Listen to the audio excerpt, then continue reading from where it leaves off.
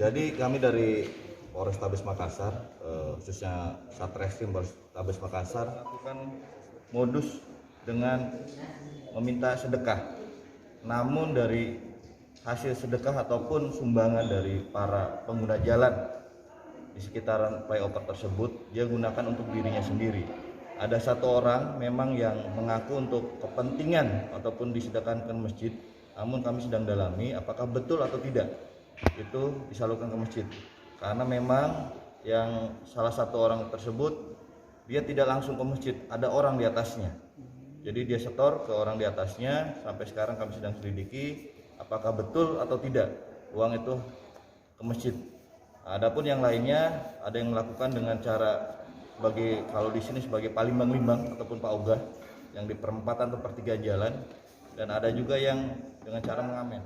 Kami melakukan operasi premanisme di sekitaran flyover daerah Panakukang. Jadi dari hasil operasi premanisme kami dapatkan atau kami amankan kurang lebih 8 orang pemuda ataupun orang dewasa, dan ada beberapa orang anak di bawah. Terima kasih. Jadi ini sudah disampaikan oleh Pak Kasat Reskrim tadi. Ini adalah salah satu upaya untuk menindaklanjuti daripada perintah Bapak Kapolri terkait dengan premanisme. Nah, ini memang kalau kita lihat di